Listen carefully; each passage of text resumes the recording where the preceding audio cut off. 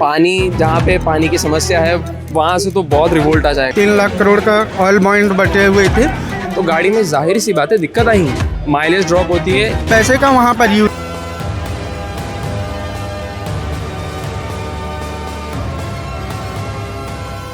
अभी जो एथेनॉल 85 आया है उसी चीज़ को लेकर देश में चर्चा हो रही है, क्योंकि जो एथेनॉल है वो गन्ने और पानी से बनता है, पानी की लागत इसमें ज़्यादा होती है, जिस वजह से जहाँ पर काफ़ी जगहों पर जो पानी की समस्याएं आ रही हैं तो लोग इसे लेकर एथेनॉल पर भी सवाल उठा रहे हैं, और एथेनॉल से माइलेज में कमी आ रही है, ये भी लगातार सवाल उठ रहे हैं। तो ऐसे में जो देश का युवा है वो क्या सोचता है, चलिए जानते हैं। क्या नाम है भैया? ओम नाम है मेरा। अच्छा, कहाँ से आप? मुंबई। तो ज़रा बताएंगे जो एथेनॉल से जो प्रॉब्लम्स जो लोगों को आ रही है, व्हीकल की माइलेज है उसमें कमी आ रही है, कैसे देखें? देखो, पहली बात तो ये है कि इसको पहले हम थोड़ा लंबा बोलूँगा मैं, इसको सिर्फ माइलेज ड्रॉप होती है क्यों होती है मैं आपको बताता हूँ। तो पेट्रोल की जो एनर्जी डेंसिटी है 34 मिली जूल्स है, हाँ। और इथेनॉल की 24 है। तो ऑब्वियसली इथेनॉल में जो एनर्जी डेंसिटी है वो पेट्रोल से बहुत कम है। तो आप जब उसको पेट्रोल में मिलाएंगे तो पेट्रोल की जो एनर्जी डेंसिटी वो कम होगी। अब आप कोई भी हो, आप देश के प्रधानमंत्री हो या फिर राज्य मंत्री हो, आप कोई भी हो, आप फिज़िक्स और केमिस्ट्री को ऑल्टर नहीं कर सकते। तो माइलेज गिरेगी तो गिरेगी ही। और जैसे इंसान कुछ चीज़ों के लिए नहीं बना है, कुछ चीज़ें एक लिमिट तक ही सहन कर सकता है, वैसे गाड़ियों का भी है। अगर कोई गाड़ी 10% इथेनॉल पे चलने के लिए बनी है, उस तरीके से डिज़ाइन के लिए बनी है, तो वो 10% इथेनॉल पे ही चलेंगी। उससे ज़्यादा अगर इथेनॉल परसेंटेज गाड़ी में डाल दिया तो गाड़ी में जाहिर सी बात है दिक्कत आएंगी। और इथेनॉल का प्रॉब्लम ये है कि वो है तो एक ड्राई फ्यूल, ठीक है, मतलब नेचर उसका ड्राई है। आप उसको ज़रा सा भी पानी या फिर कहीं से भी उसको मॉइस्चर मिल गया तो पेट्रोल की टैंक में फेज सेपरेशन एक फिनोमेनन है, ये पेट्रोल अलग और पानी अलग हो जाता है। और शायद जितने भी व्यूअर्स देख रहे हैं, मुझे इंजीनियर या कोई भी हो जो वो गाड़ी चलाते हैं उसको बताने की ज़रूरत नहीं है कि अगर इंजन में पानी चला गया तो क्या होता है, इंजन ख़राब हो जाएगा। तो अब ये भी है कि क्रूड डिपेंडेंस हमारा बहुत ज़्यादा है। हॉर्मुज़ बंद हो गया, पेट्रोल की प्राइसेस बढ़ गए, क्रूड अटक गया हमारा। तो इसको काउंटर करने के लिए भी एक सही तरीका है, ये अल्टरनेटिव बोल सकते हैं इसको। हाँ, बायोफ्यूल जो आत्मनिर्भर भारत जो देश सरकार बोल रही है, इंटेंट सही है, लेकिन जिस तरीके से लाया जा रहा है ये गलत बात है। अब जैसे कि E85 आ चुका है, लेकिन कुछ गाड़ियां हैं जो सिर्फ E20 पर चलती हैं, तो वो गाड़ियां क्या उन्हें बदलनी होगी? क्योंकि अब किसी ने नई गाड़ी खरीदी है, नई बाइक खरीदी है, तो क्या वो पेट्रोल की इस चीज़ को लेकर, E85 को लेकर, E20, 30, तो क्या वो अपनी गाड़ी बदले? नहीं, लेकिन एक्चुअली कैसा है, E85 जो है ये पेट्रोल वाली गाड़ियों के लिए बना ही नहीं। हाँ। उसके लिए एक कम्प्लीटली अलग बनी हुई गाड़ी आती है, फ्लेक्स फ्यूल व्हीकल बोलते हैं उसको, जो 0% इथेनॉल से 100% इथेनॉल पर चल सकती है।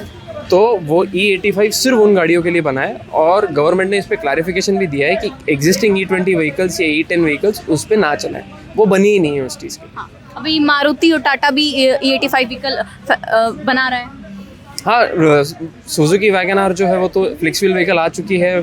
सुजुकी की जिक्सर 250F वो भी फ्लेक्स फ्यूल है, वो भी आ चुकी है। देखिए, दिक्कत ऐसी है ना कि बायोफ्यूल बनाने के चक्कर में, आत्मनिर्भर बनने के चक्कर में ना, हम बेसिक नेसेसिटी जैसे पानी हो गया उस पर हम तनाव डाल रहे हैं। अब जैसे, लेकिन क्या इससे किसानों को फ़ायदा मिलेगा? ज़रूर मिलेगा, लेकिन इसमें एक ट्विस्ट ऐसा भी है कि इथेनॉल आने से ऐसी गाड़ियाँ बंद हो जाएंगी, ठीक है। तो पहली बात ऐसा है ना कि जब इथेनॉल वाला सिचुएशन जो चालू हुआ तो सबसे पहला जो काउंटर पॉइंट इसका ये था कि 1 लीटर इथेनॉल बनाने के लिए अगर गन्ने से बना रहे हैं तो 2800 से 3000 लीटर पानी लगता है। हाँ।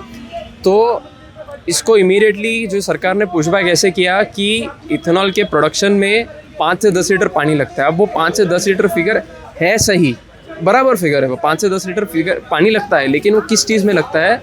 सिर्फ जो कच्चा इथेनॉल बनके जो शुगर केन से आता है उसको डिस्टिलेट करने में और उसको प्रोसेस करने में, फर्मेंट करने में, उसमें उतना पानी लगता है। लेकिन उस फर्मेंटेशन की स्टेज तक पहुंचने के लिए जितना पानी लगता है उस चीज़ को नहीं सरकार कंसिडर कर रही है, और वो करेगी भी नहीं। उनको पता है अगर हम लोगों ने ये फिगर सही में वैलिडेट कर दिया तो जो पानी, जहाँ पे पानी की समस्या है वहाँ से तो बहुत रिवोल्ट आ जाएगा।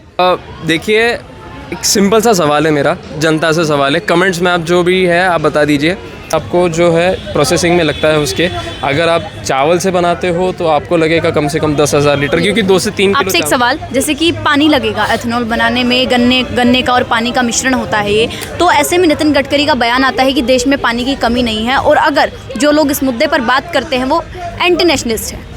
मतलब अगर कोई राज्य है वो पानी की, जैसे कि महाराष्ट्र, उत्तर प्रदेश, हम देख सकते हैं कितने लोग पानी की कमी से जूझ रहे हैं, और ऐसे में उन्हें एंटी नेशनलिस्ट कह देना, क्या कहें? देखिए, ये गलत तो है, और मैं मैं तो इसमें लगता है मुझे कि वेस्टेड इंटरेस्ट है, क्योंकि अगर आप पता है आपको, इंजीनियर्ड अगर कोई गाड़ी है जो 10% इथेनॉल से नहीं चल सकती, रोड पे चलने वाली 80% गाड़ियाँ E10 के लिए बनी है। 2 साल पहले 2023 में E20 कंप्लायंट गाड़ियाँ आई थी, 2025 में आपने जो टारगेट 2030 का था E20 रोल आउट करने का, आपने उसको 2 साल पहले कर दिया, और फिर लोगों को दिक्कत आ रही है, लोग इस पे कंसर्न्स उठा रहे हैं। और देखिए, इसका लोगों का ना ये है कि लोग सपोर्ट करते हैं इस चीज़ को, E20 लेके आओ, जो लेके आना है लेके आओ, लेकिन पुराने वाले ऑप्शंस भी ओपन रखो और हमें चूज़ करने दो कि हमें कौन सा पेट्रोल डालना है। आप E10, E15, E20, E30, E50, E85, E100 जो लेके आना है लेके आइए, लेकिन E0, E10 पुराने ऑप्शंस को बंद ना कीजिए। हाँ जी। और प्राइसिंग, आपसे एक सवाल है मेरा कि जो सरकार जो ये जो कदम उठा रही है, जैसे कि लगातार राज्यों में पानी की कमी देखने को मिल रही है, इस पानी की कमी के बीच जो एथेनॉल है वो पानी से बनता है, तो और जिससे इसका असर गाड़ियों की माइलेज पर भी देखा जा रहा है, तो ये कदम सही है आपके लिए या नहीं, या फिर ये गलत कदम है? क्योंकि आत्मनिर्भर भारत बनने जा रहा है, सरकार का कहना है। आत्मनिर्भर भारत कैसा है कि अब जैसे हर बार जब सरकार को पूछा जाता है इथेनॉल के बारे में तो वो ब्राज़ील का उदाहरण देते हैं। हाँ। अब ब्राज़ील में इथेनॉल वाला प्रोग्राम 50 सालों से चलता आ रहा है। हाँ। लेकिन उनमें बड़ा डिफरेंस ऐसा है ना कि उन्होंने, जैसे हम E10 से E85 में 5 साल तक पहुँच गए, 3 साल में पहुँच गए।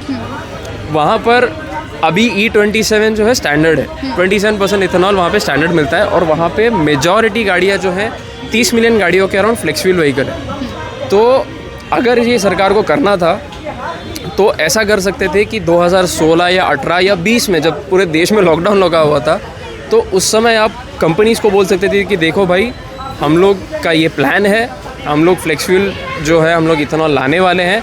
अब फ्लेक्स फ्यूल पे 100% या 85% पे इथेनॉल पे चलने वाली गाड़ियाँ जो हैं आप उनको बनाएं, फ्लेक्स फ्यूल व्हीकल जो है आप बनाएं, आपकी करंट एग्जिस्टिंग फ्लीट को धीरे धीरे पूरी तरीके से आप रिप्लेस कर दें, ताकि आगे चल के जब हम इसको फुल फ्लैश पे हम इसको रोल आउट करेंगे तो किसी को कोई दिक्कत नहीं होगी। लेकिन यहाँ पे मिसमैच ये हुआ है ना कि गाड़ियाँ आई नहीं हैं, बहुत छोटी गाड़ियाँ जो हैं वो E20 कंप्लायंट है, और सरकार अभी से ही E20 गाड़ियाँ हैं, E30 गाड़ियाँ बनी भी नहीं है और अभी से E30 की बातें कर रही हैं। तो लोगों में डर का माहौल है, कन्फ्यूजन है और गुस्सा भी है काफ़ी मामलों में। तो आपके सवाल का ऐसा जवाब होगा कि सरकार जो कर रही है वो इंटेंट बहुत सही है, क्रूड पे डिपेंडेंस हमें कम करना चाहिए। स्ट्रेट ऑफ हॉर्मुज़ ऑब्वियसली हम बाहर से तेल मंगवाते हैं, 85% क्रूड हमारा इंपोर्ट होता है, लेकिन अगर आप सही में ऐसी चीज़ कर रहे हैं ना तो आपको इसके बारे में काफ़ी पहले सोचना चाहिए, ताकि जनता को मुश्किलें ना।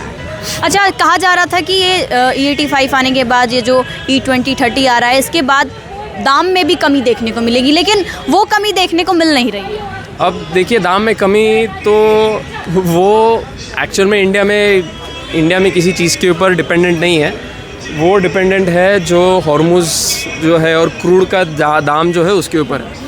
अब अगर क्रूड का दाम 120-125 बैरल पहुंच गया, डॉलर पर बैरल पहुंच गया, तो ऑब्वियसली दिक्कत तो होगी। लेकिन हाँ, ये भी सवाल है कि 12 साल से जब क्रूड का दाम कम था तभी तेल के जो दाम है वो बहुत ज़्यादा थे, लेकिन E10 आया, E10 था तब भी वो, अब मैं मुंबई से हूँ, मुंबई में पेट्रोल 104 रुपये है सादा पेट्रोल, E10 था तब भी 104 था, जब 20% हुआ वो तब भी 104 है, तो यहाँ पे गिरावट देखने को तो नहीं मिली।